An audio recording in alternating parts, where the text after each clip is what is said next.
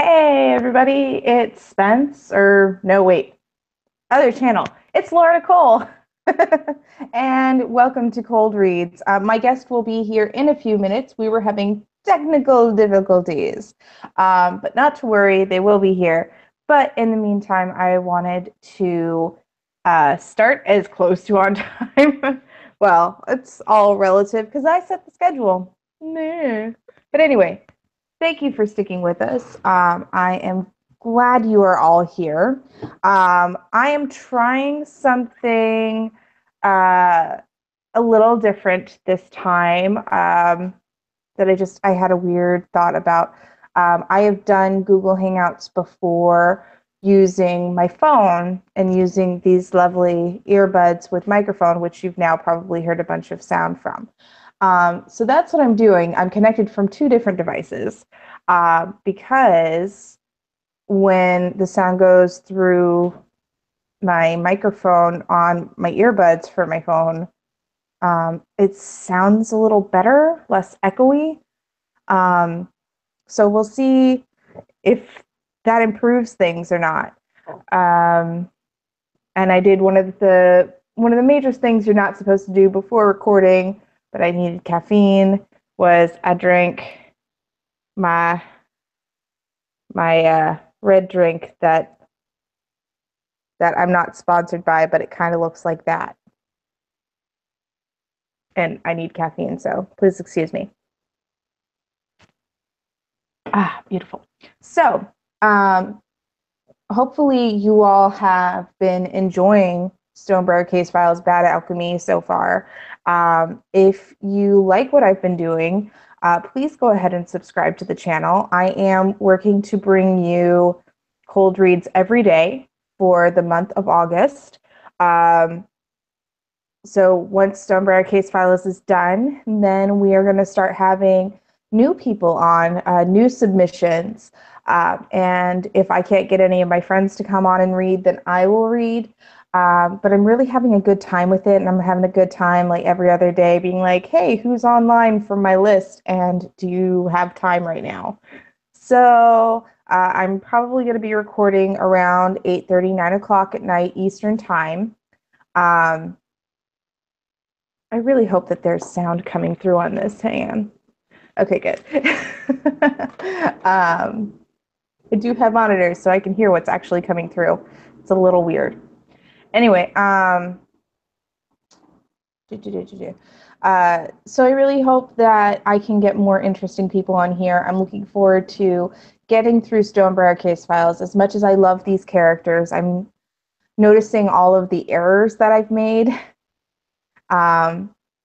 in writing the story. So I'm doing changes on the fly, which can be a topic for discussion. I mean, when you as a voice actor notice that there's an error, there are a couple of things that you can do. You can, first of all, record it as written, because there may be something there that you are not familiar with, some reason that it's the way it is. And then the other thing you can do after that is to do a take where you say it the way you think that the author meant it. And then when you supply that information, have the author review it and say, hey, is this what you were looking for or not? I'm going to move my earphones real quick because I could hear them through the earbuds. And that's not necessarily a good thing. So yeah, we're still waiting on August, but that's okay. I look forward to having him on. And thank you for the people who are viewing.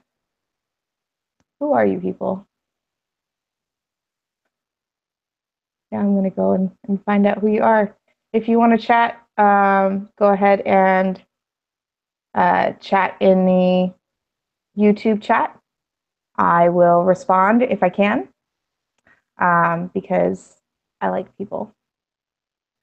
So anyway, we're in chapter 4, so let's do a quick recap of where we've been. So Beatrix Stonebriar CSI lead, has had an attempt on her life and has been put on administrative leave. She has been hunted by her roommate's cat, who is a 15-pound tabby named Hunter. And in order to preserve her sanity and her life from this fierce predator, she seeks out the opportunity from her supervisor, Max Rice, to come off of administrative leave.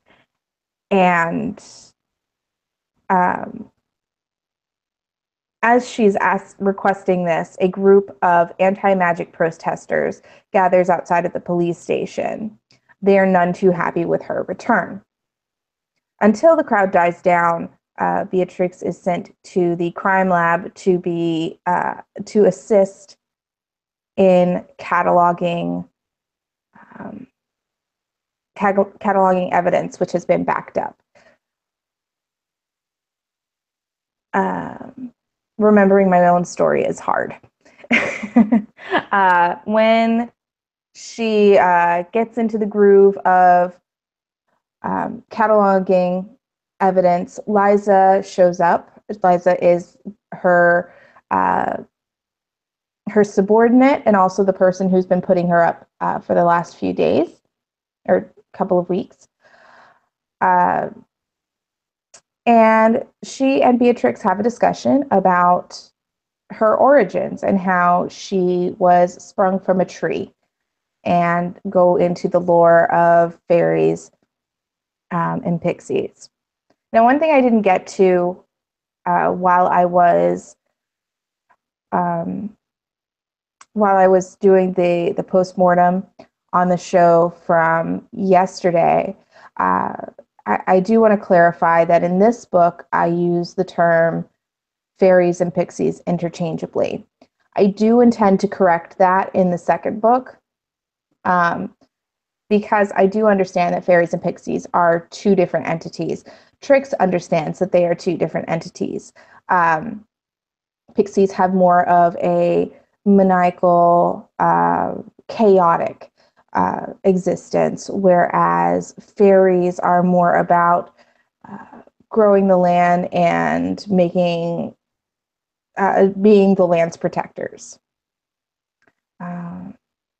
So that's where we're at in the story. And overnight, she flew to the Elder Wood. She spent the night in the nest above a woodpecker's home. And they were very welcoming, talking about how grateful they are for her part in protecting the forest from someone named Walter Blacksmith. And she wakes up having these terrible dreams in the night of her being attacked from both sides, both from the magical creatures that she has grown up with and the humans who are her family and her existence. As she continues traveling, she sits at the Tree of the Three, which is a tree that it used to be three different trees, but has woven together to become one tree. One side is continually in blossom, even in the dead of winter. The second is in full greenery of summer, and the third only has a few leaves at the very top. It is the last tree that was attempted to be cut down for King James's masts, but the call came at that time not to use this tree because the trees were not straight enough for the masts. When she gets to her home in the Elder Wood, she finds that no one is there, not even the gossiping chipmunks. So she calls around and sees that everybody is up at her tree, which is a briar bush that has grown into a tree. and it is grown from a slab of granite. So she goes up to where her tree is, and she finds all of the Fae folk surrounded around her tree, where there are 7 buds of tulips with tiny baby fairies inside. And that is where we left off. Now, my guest has finally gotten over technical issues. Yay! It's a different browser. All right, and let me switch over to your... Say hello to everybody and tell them who you are. Hi, everybody. Can you hear me? Yes. Yay! I'm AF Grappin. I am the co-host and producer of the Melting Podcast, a writing variety show. I will warn you, I have company, so if Hello, you hear, company. it's because of her or her. So. Yes, well, I Yeah. have a dog with me in my room, so I completely understand. One day I will have Shoulder Kitty with me for the podcast, but we will see. There's Rainy. All right. She says Hi, no. Kitten. Alrighty, so we're going to go ahead and get started. I am going to pull up the application, and you have your document there, correct? Yeah, I'm actually going to be reading it off my phone. Okay, great. So everything that is highlighted in blue, that is what you are going to be reading. Now, let me give you some direction. The part that you are playing is a magistrate, Rickson Amberstone. Now, he is an older Fae. He has done the work that Beatrix does just in the forest. He is her mentor. And basically, they have just come upon this horrific scene of 7 baby fairy strewn about her in front of her home. So he's trying to help her, but also kind of fatherly, trying to make sure she's taking care of herself. Mm-hmm. Sound good? Sounds good. All right, and you've got what you need? I've got it. All right, then we're going to go ahead and get started with Stonebriar Casefiles, Bad Alchemy, Chapter 4. I'm not sure how long I sat there. It felt like ages, and yet only a few seconds. I scanned the scene before me in utter disbelief. It was one thing out in the cities to see violence. I have even worked on a few cases where human children were the victims. But this was a magical sanctuary. Never in my centuries of investigation have I ever encountered such a mass desecration of innocent lives. Never mind that it was laid on my doorstep. Well, it would be if my tree had a front door. The magistrate flew by and touched down in front of me, blocking the view. Looking up, I saw the grave face of Rickson Amberstone. He was one of the eldest of the fairies and my mentor for most of my life. He offered me a hand to get me off the ground. There's nothing to be done here tonight, Beatrix. He tried to give me a snippet of parsley, but I pushed it away. I don't want to feel good about this, Master Amberstone. I want to feel every bit of pain when we replant these poor Fae. That doesn't have to happen tonight. He put his hands on my shoulders, and I looked into his eyes.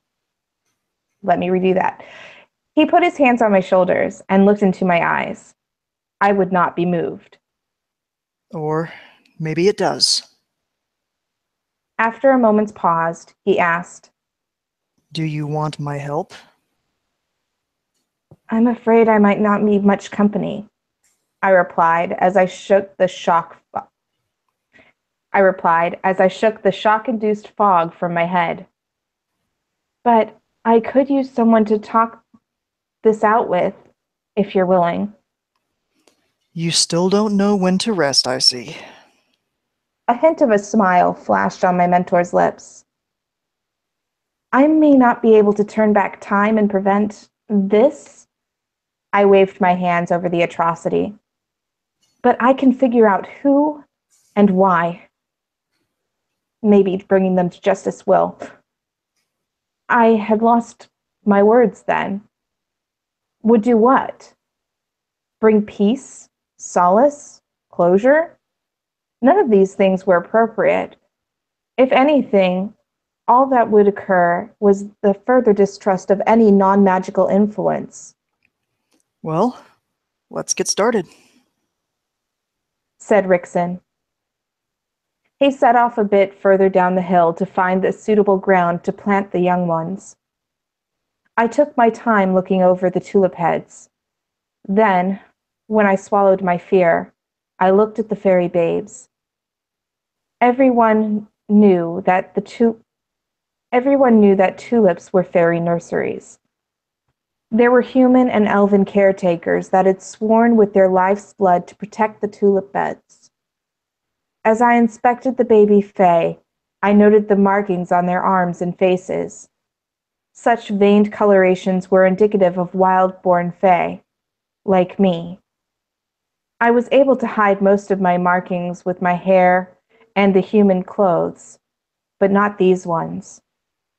Either that was an uncanny coincidence, or someone was trying to send me a message. When I was done inspecting the scene, I carefully moved each tulip and the baby to the location that Rickson had hollowed out for them. It was a good spot for them. The holes were deep enough to protect the seeds during winter. When the spring came, I knew this area would have a good deal of moisture and sunlight. The memorial would be fruitful. Sadly, the regrowth would not bring back the baby fae, nor would it be able to nourish any new fae. All wildlings. No wonder no one came to claim them. The magistrate said, as I lowered each into their respective resting place. I wonder how they found their way into the tulips. Probably the same way I did, following instinct. Tulips are the only thing that smells good to a newborn. Once we've grown, we find our way back to our original home. I remembered how terrifying that instance was. Over 400 years later, and that feeling of loneliness was disturbing. Speaking of family, have you gone to see your mother's memorial yet? It has buds, you know. He said kindly. My adopted mother had passed just before I had left for the human world. She was my last attachment to the Elderwood. It was as though her passing was her blessing for me to go and use my gifts on a much grander scale. I cleared my throat that had started to choke at the thought of her. No, not yet. When I got here, everyone was at my briar, and I needed to find out why. Ah, I see. Well, let's talk about this. I laid the last of the 7 buds to rest and fluttered up to rest next to Rixton. Look at the stems. They aren't jagged, so they weren't ripped off in anger. So this was not an act of random violence. One moment. Hmm? No, I said, shaking my head. I pulled out my notepad and pencil from my jacket and started to take notes. Oops, I read the wrong part. Yeah. So if I were editing this, I'd say edit and let's go back. I nodded and began to add my own observations. They aren't serrated at all either, so whomever did this used a large tool. We can rule out a fairy acting on their own. Did you notice how the blossoms were laid out? No, I said, shaking my head.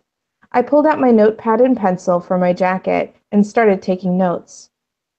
I didn't have a top view of the scene, only from the ground. He took my notepad and pencil from me and drew out the pattern. It looks like it could have referenced some constellation, but I am no stargazer. One of the elves in the Silver Bark region would be the best to reference. True. I'll look into it. I stared down at the I stared down into the open soil, and the pale little ones wrapped in their petals looked as though they could have been sleeping. Alrighty. And there's a party outside. Um, I left a couple of teardrops over each of them as I flew around the circle. I wanted them to know, from one wildling to another, that they were not alone. Let's put these young ones to rest. We finished burying the tulips and their occupants. This time next year, each of their respective plants would start to sprout. Then they would be granted their names.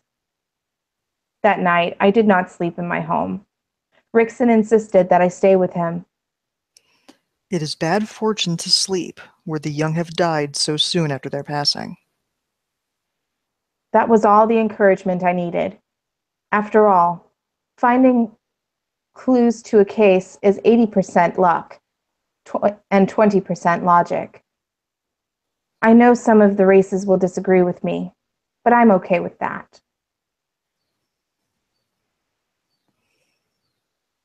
And Dun, dun, that was dun. chapter 4. Dun, dun, dun. So, August, what did you think of that? Okay, first of all, I actually have not read I can't Stonebriar remember Stonebriar Casefiles? Files. Yeah, Stonebriar. Thank you. I was thinking like Case Files or Stonebriar Case Files yet. I have it, but I haven't read it yet. It needs to get bumped up on my to read list very very soon because I am intrigued. Um, Aha, he is well, intrigued. I wrote fairies recently in star signs. Ah, Very different fairies, but so I have a soft spot for them. nice. Was there anything particularly difficult about your part of the reading? Not in particular. Rickson appears to be, I don't want to say very stereotypical character, but he's very obviously very much the old mentor, Ben Kenobi, Ra's al Ghul at the beginning of Batman Begins kind of character. So it's easy to play the mentor. Yeah, Um, I if I can get you to come back the next time Rickson shows up, you will get to see how different he is under the yes, surface. I would like that very much. Great. My schedule permitting. I will figure out when that is and I will send you a message and be like, "Are you available on this day?" Because Awesome. that would be awesome to have some consistency. Yes. Yeah, I would love to do that. So one of the things that I noticed that I did as I was doing it was that I was not keeping in character Mhm. whenever Beatrix had dialogue. Um, I I sometimes stayed in my narrator voice when she Mhm. was speaking, and that was a little difficult. Do you narrate some of your own stories, and do you have that issue? Well, we do a whole lot of stuff with the podcast where we do narration and characters where we can do it a straight read, where Mm-hmm. you're not really trying to voice act a character. Personally, when I'm narrating a story in full by myself, I do like to try and personify the characters. And Mm-hmm. I found that at least for me, I'm a character actor. I am not great at Yeah. narration. So giving the characters their own voices, even if it's just a change in pitch or a slight accent or even just the way I sit when I'm reading their part, that really helps me define that character again quickly so it's a smooth read. Now, do you always sit when you're recording reads, or do you stand, or how do you do that? Well, I just moved. I haven't figured that part out yet. Up until now, it's been sitting. I know what you mean because I just moved too. I am still Yay. in boxes. I have not had my bed for 2 weeks. I'm sleeping on a futon. It's great. Oh, I'm sure. I bet your back is loving it. Uh,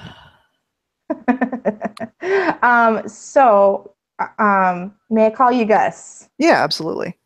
All right, Gus, thank you so much for being on the show. Really appreciate it. Can you tell the audience where we can find you? It's been my pleasure. You can find my writing at afgrappin.com. That's AFGRAPPIN. You can find the Melting Potcast, a writing variety show, at the Melting Potcast. That's podcast, but with a T instead of a D. Mm-hmm. .com. And Mm-hmm. if you want to find things that I don't write, then go to thechainnerd.com or facebook.com/chainnerd to see the artistic stuff I do. Because So you're telling me that I spelled the website name wrong in the show notes. I haven't actually looked at the show notes. So the Melting Potcast with a Yeah, it's T? Melting Potcast. Yeah. Yeah, that All bad right. pun, but it sets us apart from everyone. I fixed it. Hooray. But Yay. yes, Okay, I'm sorry. all over the place in all kinds of different capacities. Mhm. So you search AF Grappin, you're going to find me. There aren't a lot of Awesome. Grappins. So, Yeah, well, not with Grappin as the first name, no. or as the last name. I found a lot of Grappins as the first name when I was trying to invite you to the Google Hangout. Really? Yeah, it There, was there, weird. there are a lot of Grappins in Brazil and I think Portugal, which is weird. Yeah, and I think that's really where I was finding them. Well, because here's the thing: it's a German surname, Hmm. and it's not even a common one. But I found out that during World War II, when a lot of Germans were trying to get away from the Nazis, a lot of them Right. went to Brazil. Okay, now that whole scene from X-Men First Class where Magneto is in Brazil and he's talking to the German guys makes so much more sense Hmm. now. Yeah, you'll see a lot more Portuguese, Spanish, and French-speaking Grappins than you will German or even English. I, Gotcha. there aren't a lot of Grappins. There are, I believe, 7 or 8 in Tennessee, and it's all my family. Awesome. Yeah. Well, thank you so much for joining us. And thank all of you for watching the show, whether you're watching it live or watching it um, later on. We are going to be here every day. Times varying, but I'm going to be trying for 8:30 most days, 8:30 p.m. Eastern Standard Time. Um, Cold Reads is covered under Creative Commons Attribution Non-Derivative 3.0 license. I have to get a script for that, but Yeah. what it means is that you can download this video, you can share it, you can post it on other things, just don't edit it, and make sure you link back to me to this Not so webpage because I would love, love, love, love to have more people talking about doing cold reads, talking about voice acting, and to get people's short stories out there through this show. That's the hope for this channel. So, yeah, thanks again for joining me. Thanks to my fantastic guest, AF Grappin. And thanks again to all of you. We will be back tomorrow with more cold reads. Say goodnight, Gus. Good night, Gus. Bye.